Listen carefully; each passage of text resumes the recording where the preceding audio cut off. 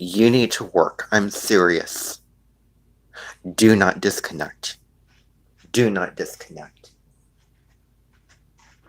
Oh my goodness gracious. I'm going to have to move it into the kitchen if it disconnects one more time. What? Well, it's worked in the past with this phone. Yeah, I can do it off of the other phone. No, but it is connected to the thing, and you won't be able to connect with that phone. I'm not talking about the Bluetooth. I'm gonna watch it, and I'm gonna move it into the kitchen if I see the disconnection one more time, and it's just gonna have to be loud and clear for people that way. So yeah, I'm not gonna do this again, and I'm not gonna delete any live streams that don't work out either. That's just denying what is. I mean, even though you can get rid of them, I don't know. That's just sort of my kind of current mindset set. Good. Now, the song that you heard coming in, it's a pity that I couldn't get it on the live stream. But, I'm not going to go back. I'm just going to move on. That song was from the brand new movie for, Matilda that I was seeing on Netflix. Or Hulu, I think it was. Hulu, Peacock, somewhere. I was seeing it last night. It has Emma Thompson in it. She played, I feel like, she played Miss Trunchbull. And there were other really, great actors in that. I just thought I played that because that song, really, stuck out to me. And other songs. But you know me, I'm into villains and I'm into, those kind of things. So, anyway, I'm just into that when it comes to acting. Musicals are not scary, and that's just a fact. Just a little, lesson in what is expressing and expressing. When you play a major key on the keyboard, you're expressing. So you're going with somebody. You're, supposed to be sort of a connected energy toward them. Liking them, being drawn to them, finding them on their side. So this is express. So metaphor for explaining this is the keyboard. So express, express. See the minor key? It's used to describe negative, more negative music, but it can certainly be happy too. That's express. And, really often if you're expressing somebody or you're rebelling against that person, like often, those types of rebel songs, the sad songs, the really expressing songs, are played with the minor key. So I will acknowledge first and foremost that Jessup is here again with us. And so, what'll happen is I've really been doing some thinking, and I'm really thinking of making it so that he is, a member of this event.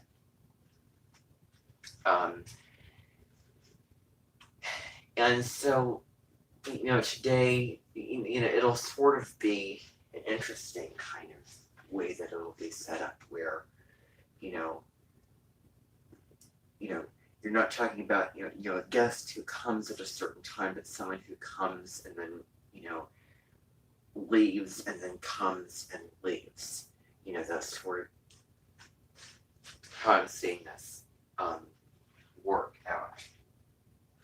And so, um, you know, I do want to point out that the style and the quality of some of the music in that movie is what I want to try to pair into an album that I am currently coming up with for, just certain songs. And one of the songs I was just singing it this morning is going to be called Now It's Written. And this song, I'm really considering what I see for this is I see Meryl Streep singing this song. And it's supposed to be something which sort of takes what you do, which is teaching, writing, composition, and it sort of combines it with, okay, well, I'm writing, but I'm writing the truth. And it's sort of going to be in the style of the song that you heard coming in, sort of. And the whole kind of narrative that it revolves around is Lemony Snicket's series of unfortunate events. And so what it will be sort of about is kind of, as the song goes, it's going to kind of take everyone through the context and the, chronological order of what happens, from one book to the other. And it's sort of going to be like somebody is typing it out, even though it's going to be sung, and it's going to be sung in the way where it would take really, high quality expert, professional masters of what they do to sing it, because it's sort of weird and, in a good way, interesting how you're, reading something that sounds like you're writing something. And so, I really, that's an idea that I'm really considering. And to sort of tie into that, there is going to be somebody with sort of, and there's also with expressing and expressing quality to your voice. Like if I were singing, I'm going to do this now, I can't do it. But when somebody is putting passion into this kind of a song,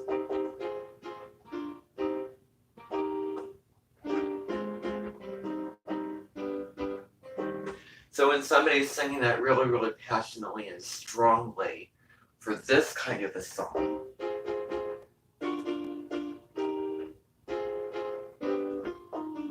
that's often expression.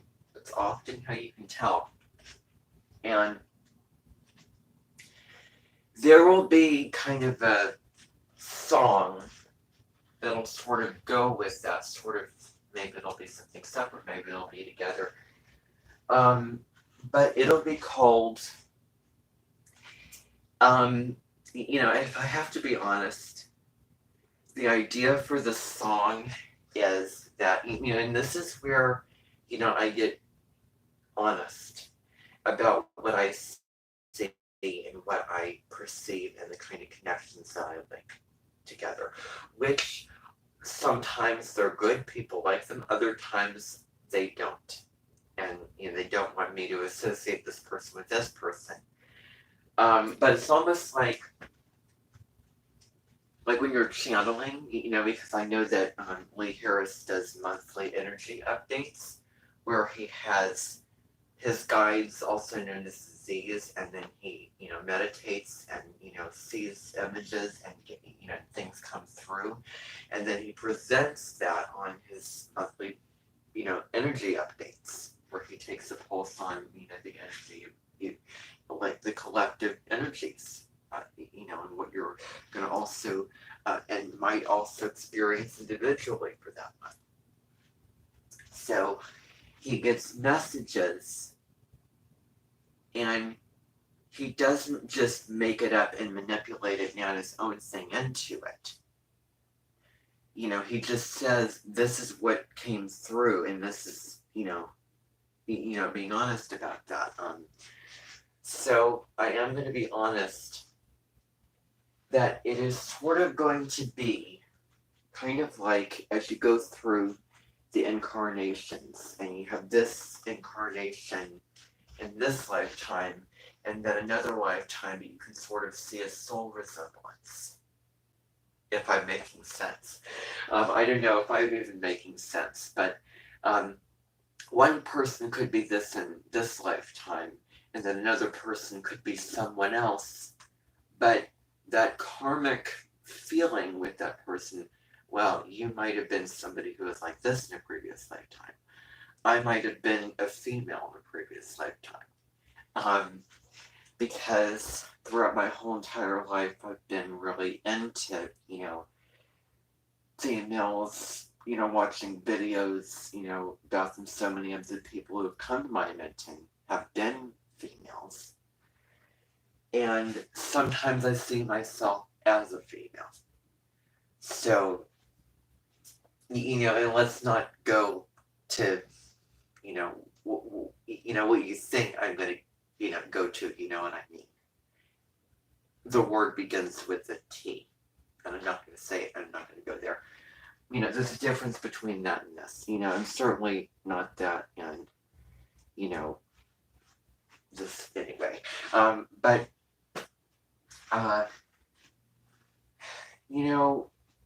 the song title, this is where I don't want to hurt anyone or do anything like that. But I am opportunistic, which is not a bad thing. It doesn't mean that I'm selfish or something. It means that I know how to take advantage of an opportunity.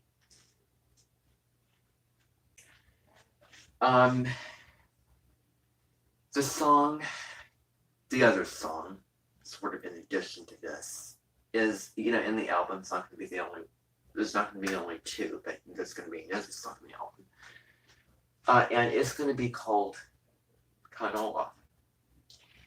And what it basically is going to be about is, do you remember doing, X, Y, Z? Do you remember doing A, B, and C? Do you remember being,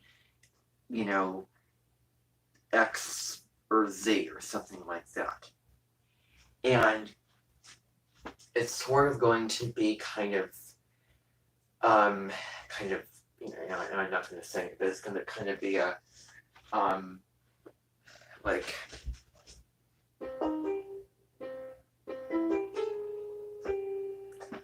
do you remember? Mm-hmm. And it might be sung by girl. But it's going to be sort of, you're standing there really innocent and really, friendly, but this went on, and like, do you remember? And the dynamics of the song, it is going to be, really strong and dynamic and expressatory with Meryl Streep in there. And meaning you're singing really passionately against somebody, sort of along the lines of what expressatory means. She would really qualify for somebody who could sing a lot of expressatory songs, because she has that kind of quality to her when she is singing and acting and doing music videos or playing in movies. So that's sort of a thing I have going on there. Just a plan for something, and it's where is it written? um, or not where is it written, because that was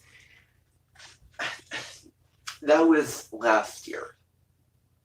So it's so interesting that that I'm thinking about two English professors, teaching in different areas. One of the songs to express that person is where is it written. Um,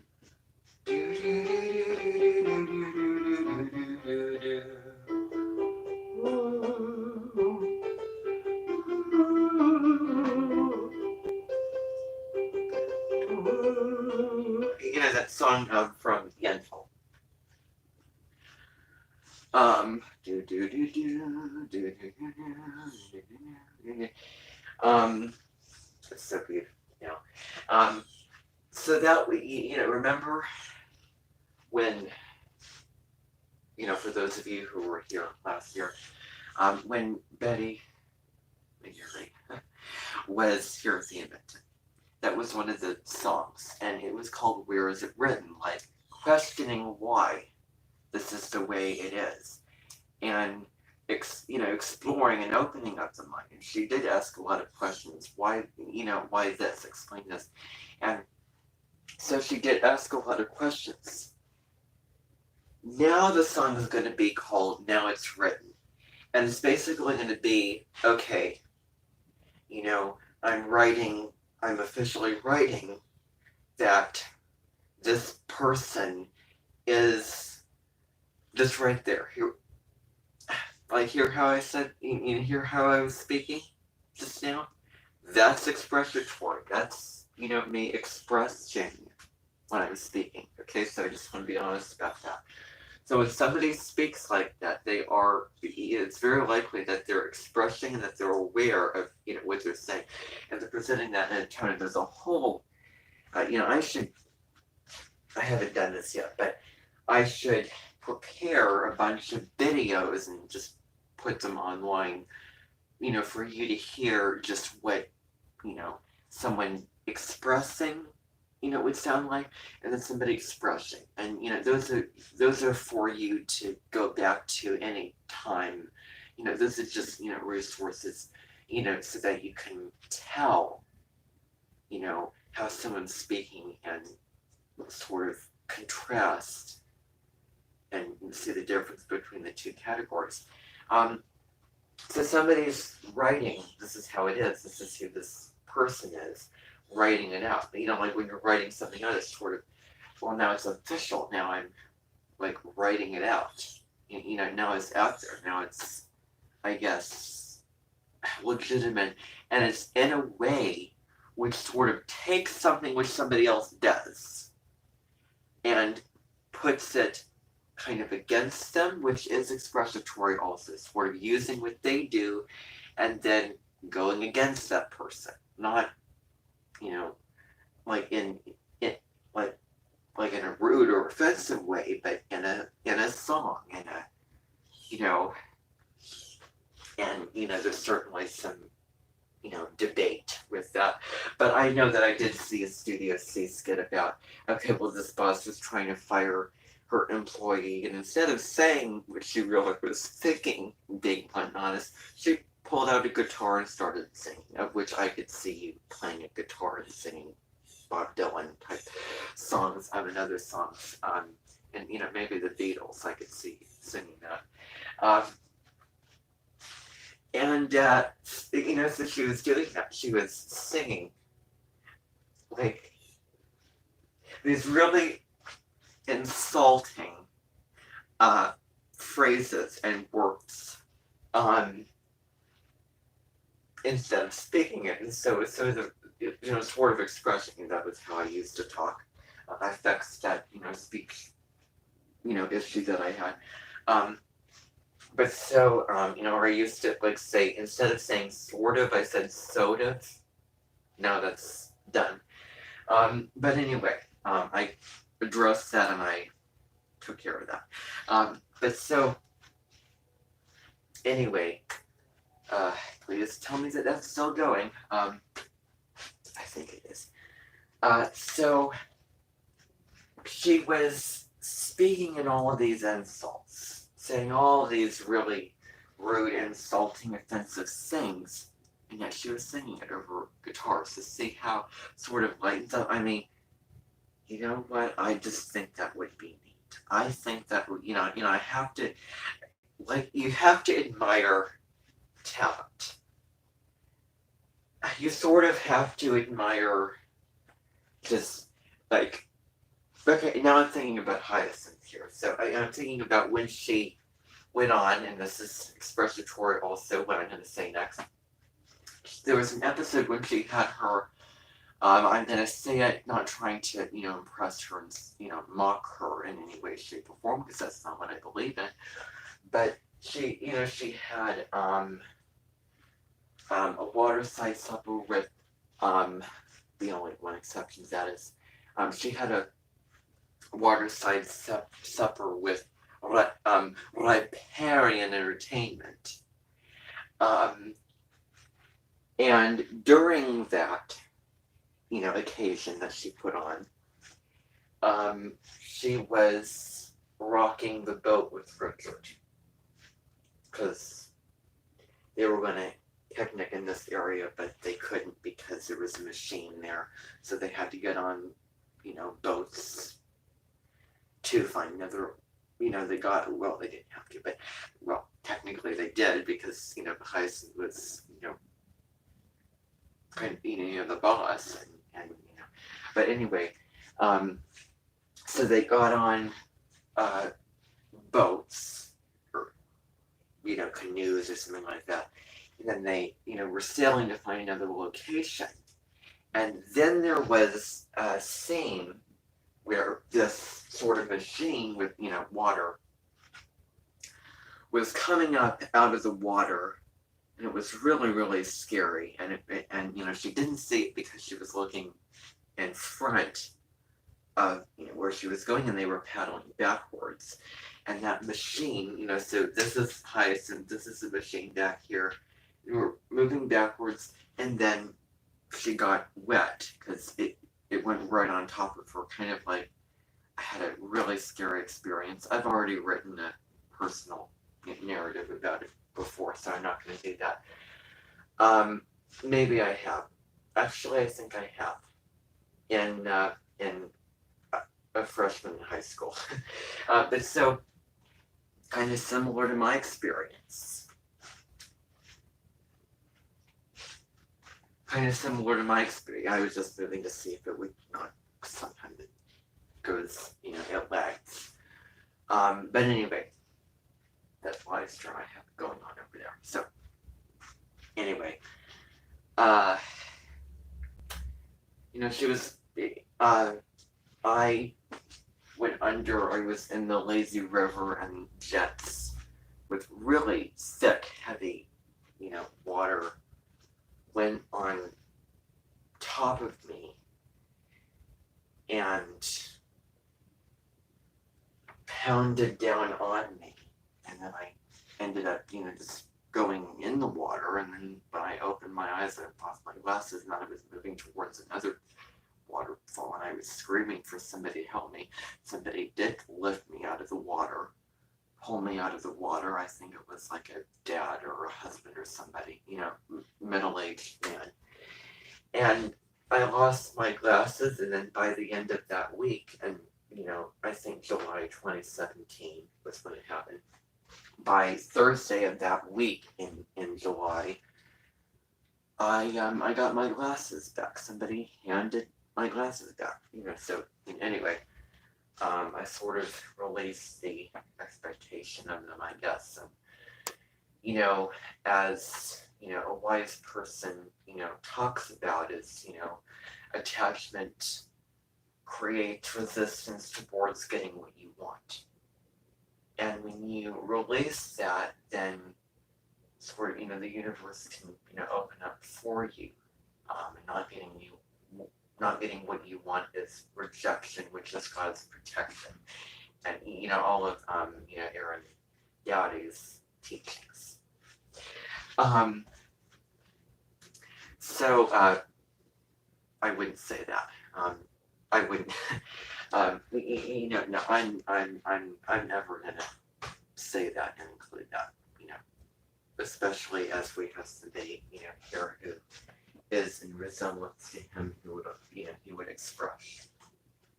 So, yeah, I'm not gonna do that. I'm not gonna say stuff against him like that. I don't want to do that. So, um, I have to be careful what links and ropes and connections that I form between people. So anyway, this whole story, a whole nother story I could get into with that, but I'm just gonna save that. Save talking about it. So, going back to what I was saying, we're gone off. What else was I gonna say? So that's gonna be, admiring. So Hyacinth got under this thing, she got wet, and then when she was going by this canoe, on this canoe here, her siblings, save for Onslow, which is her, I think, husband-in-law, because he was married to Daisy, which is her sister. One of her sisters.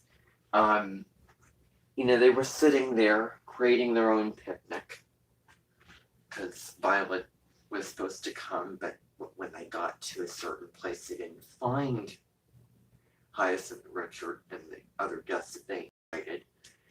And so they just said, well, why don't we make our own picnic? So they got the typical things you'd have for a picnic table, a couple table, maybe a table, picnic, blanket on the ground, food, drinks, all that kind of stuff.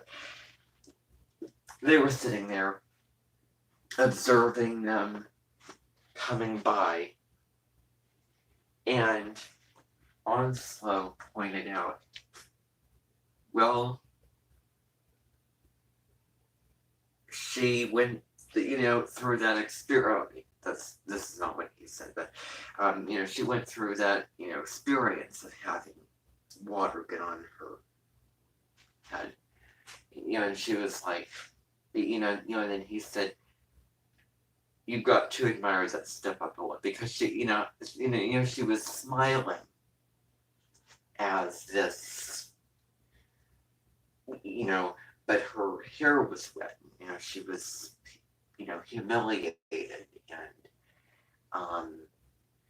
after getting soaked, drenched in the water, coming out of her, she just sat there, smiled like this, sort something like that. And so, he was like, you got to admire that step up the lip. It's a British phrase, meaning just grin and bear it, which is not a message that one of the other songs in that Matilda movie that I was watching last night was trying, was communicating. It was the opposite. But, basically it's, okay, well, you grin and bear, and you stay strong, I guess, and you don't get vulnerable, cry, express, the emotions and, react and, do all those things when something really bad happens to you, when talking about, and, with negative situations in London. It is a British phrase. So, you could have people saying stuff against me in a song, but I have to admire the talent of what went into that. I mean, come on, it's a song that put a lot of work into it, and they, did all that. Pity it could have been for something else, but, well, then anyone would be. So many people would be questioning it if they heard a song and observed a song, witnessed a song against them, but, I will give people props and the credit and the, like, what I receive for, their work, what they put on the stage. And so that song that I am going to come back to now is about not, this person exactly, but somebody who, let's just pretend that he would have been in a previous lifetime. There are connections, there are, resemblances, although there are also not resemblances at the same time, but, it's sort of writing out officially this is what happened, and, like, don't you remember?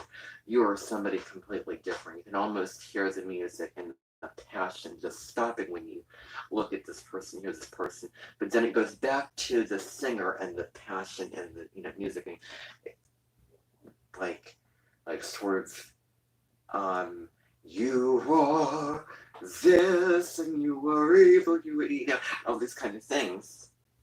And then you look at this person going, I can't see that. But then, you go back to that. So, but the music will still be playing in the camera because hopefully it'll be filmed. We'll turn toward the person whom the song is about. And I have never read the book series, but I've seen all the episodes on Netflix.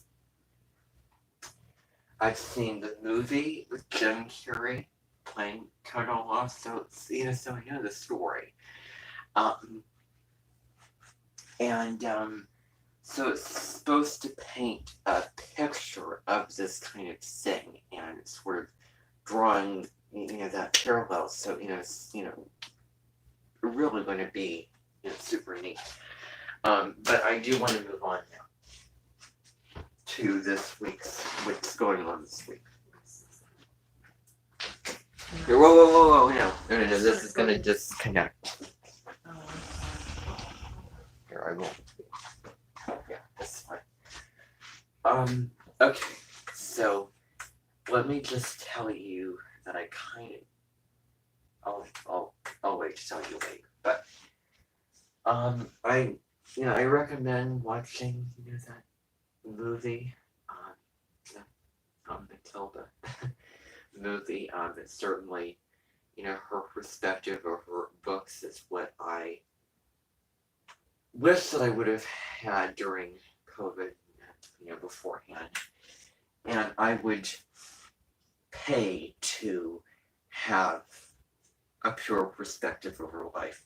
I mean, in terms of I have to be honest, as the state that my life is in right now, material things, I think I have all that I want, all that I, need to be happy.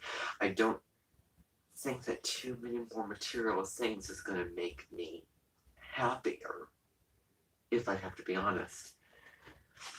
But what would be more meaningful to me, right now, would be to have another perspective over life and over information and books and videos and social media and all those kind of things. And feeling more, empathizing more, sympathizing more,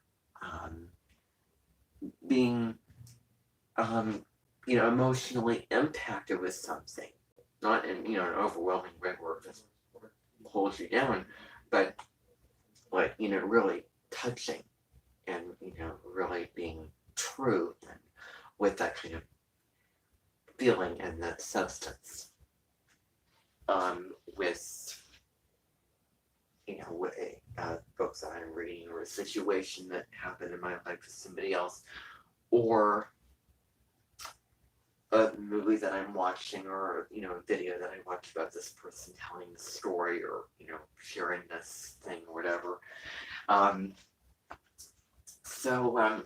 would want, I kind of want another perspective, and there's certain people that I view from the outside because I don't know what's going on, inside them, internally, because you don't know what someone's going through. you know, um, where you see somebody just showing their great life, showing what they're doing, putting it out on social media. I'm going this place. I am living this kind of life, when that person internally could be living a different life, maybe possibly less positive, more negative, or they could be feeling down or depressed or sad or just incredible guilt or something like that. But anyway, that's my little note on perspectives over things that I would want. So anyway, getting to this particular week, we do have full moon on Friday. So full moon Friday. We also had a full moon Friday on January 6th, where it had the full moon in Cancer. And that was such a really positive full moon. The astrologers are saying really good things about it. And full moons, remember, are times of culmination, completion, and things coming to a head. And all the emotions, everything coming out of you, and releasing that, and being, sort of, full moons are extroverted when new moons are introverted. I might say that on my video today that I do about it. Yet another plan that I want to do. But so anyway, so January 29th, which is today. So today is Oprah Winfrey's birthday. 10, 20, 30, 40, 50, 60, 61, 62, 63, 64, 65, 66, 67, 68, 69. I believe this year she's turning 69, if I'm getting that right, because she was born in 1954. January 29th, 1954. So, I just want to, acknowledge, that it is, her birthday, and, all of the, really huge things that she has done in her life, with the, Oprah Winfrey Show, and an author, host of a really popular book club, actress in movies, too. So, yeah, she has led a really big and eventful, really fulfilling life, and still going on living it. And you can see Deborah Silverman's post about it.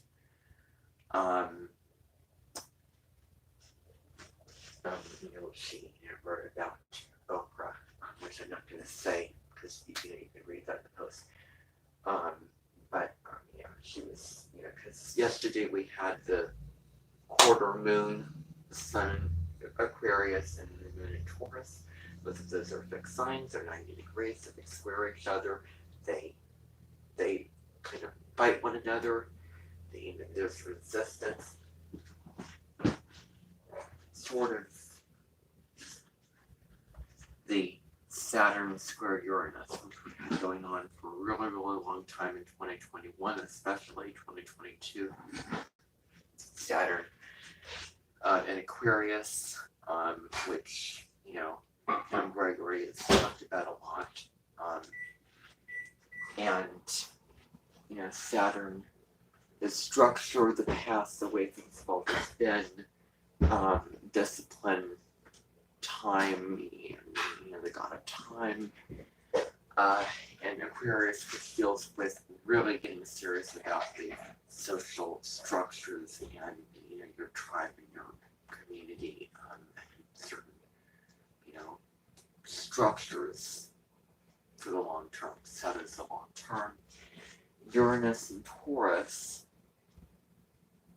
technically, astrologically, I think Uranus is exalted in Scorpio, because Scorpio deals with change and digging down to the truth of Venus and Virgo. Because Venus is exalted in Pisces, and Virgo is the opposite side of Pisces.